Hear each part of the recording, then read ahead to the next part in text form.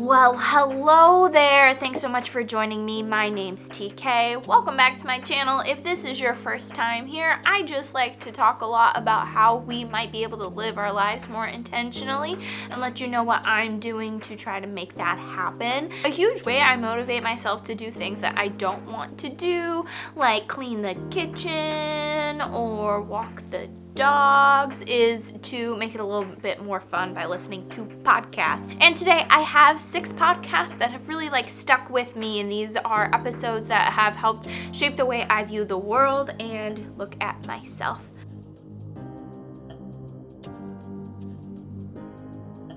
Okay, so big disclaimer, I have not listened to every episode and every show that is about to be listed. I haven't deeply vetted each of the show hosts. And while I'm not necessarily endorsing every single episode this show has put out, and just like anything, it could have totally been circumstantial, the mindset I was in when I first heard it, or maybe my physical location.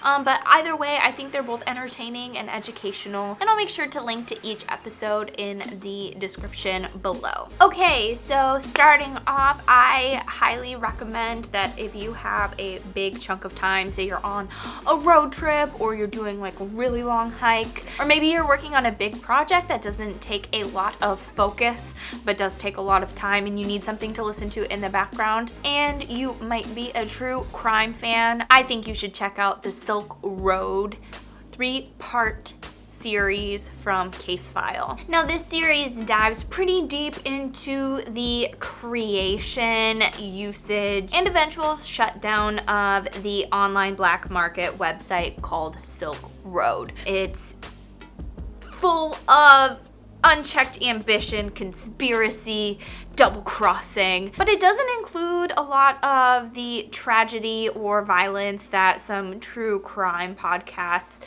do cover. I mean, it is a terrible reality that these are real stories that happen to real people. What I like about Case File is it approaches these very sensitive topics that happen to real people in a factual way. So if you are into true crime, especially from an international lens, I definitely recommend you check this one out. I happened to listen to the Silk Road series on the way to and from my wedding. We drove from Oregon to our home state of Michigan, and it really helped pass the time in South Dakota and Idaho. Next up, we have Invisibilia, The End of Empathy. Invisibilia is an NPR show hosted by Hannah Rosen and Elise Spiegel that looks at the invisible forces that control human behavior. In this episode, there are 2 totally different approaches to reporting the same story on a man named Jack Peterson, who is a former incel.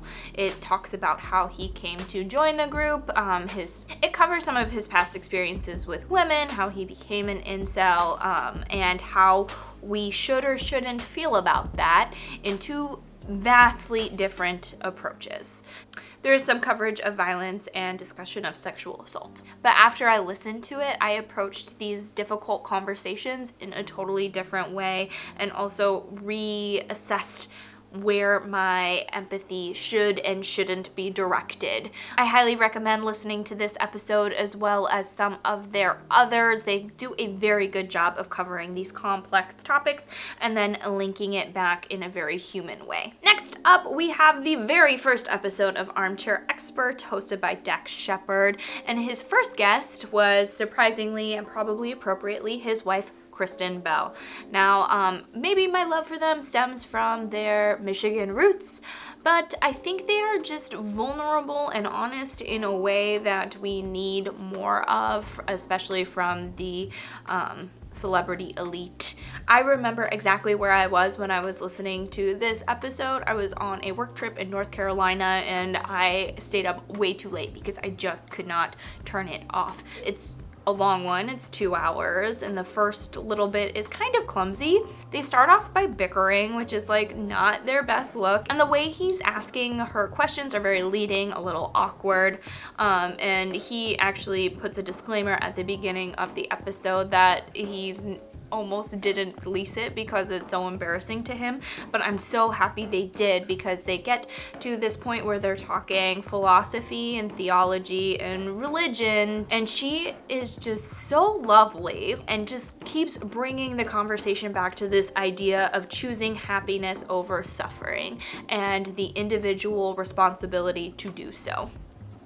And I hadn't thought of my life in terms of black and white, like you choose the good or the bad, the happy or the suffering in every situation, until I had heard like Princess Anna present that idea. So you know what, K-Bell 2020, definitely take a listen if you haven't, and Dax Shepard really grows into his own in later episodes. And by now, they've really perfected their flow, their style, and their content strategy. Number 4 goes to America's national treasure and top sweetheart, Jonathan Van Ness. JVN had his podcast Getting Curious before Queer Eye, but it really came into mine and a lot of others' purview after he skyrocketed a little bit in Instagram and Netflix fame. And one particular episode has like influenced the way I have lived my life for the next year, especially in terms of intentionality. And that episode is by the title, What is Toxic Stress and Why is She So Bad? So on Getting Curious, the format is Jonathan will invite an expert on a topic that he is curious about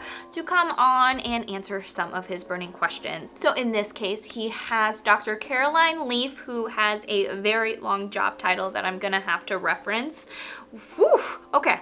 Homegirl is a cognitive neuroscientist with a PhD in communication pathology and a bachelor's in logopedics and audiology, specializing in metacognitive and cognitive neuropsychology. Which, yeah, it's a mouthful, but she has a lot of excellent things to say about how we interpret the external stressors, internalize it, and then are like putting it back into the world. And there's this beautiful metaphor about building like toxic little black trees in your neural pathways versus like beautiful, loving green ones. And it has honestly influenced the choices I've made every day after I first heard it. So please, please, please do yourself a favor, check that out.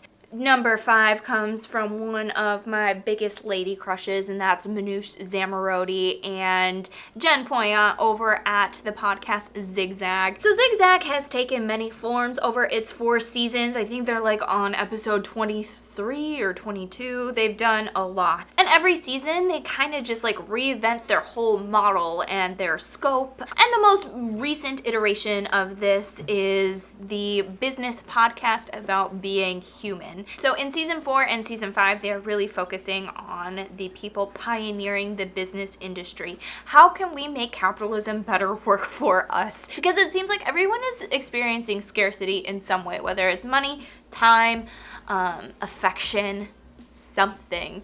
So if that's up your alley, please, please, please start with what happens when women don't support women at work. What I find so interesting about this particular episode is they bring on Catherine Zaleski, who was once like a media mogul for starting websites like Huffington Post and now this. And then she had kids and it like shattered her perception of how we are interacting with each other in the workplace.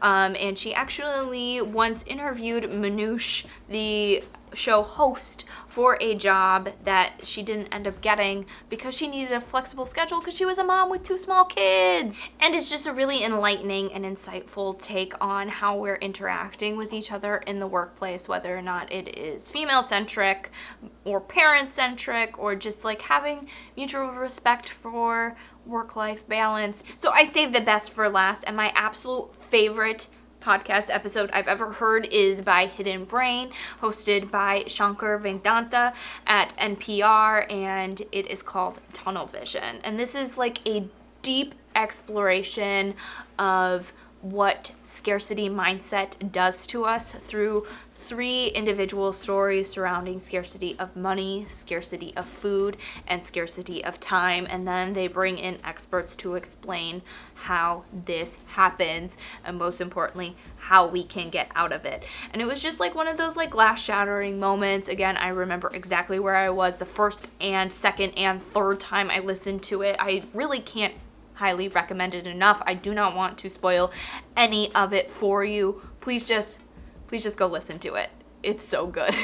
And let me know in the comments below what you think, or if you have a go-to podcast that has changed the way you view the world or yourself. Once again, thank you so much for your time. Please make sure to like and subscribe so you don't miss my Monday uploads about how I am trying to live my life with more intention. Thank you so much. Mwah! Love you. See you later.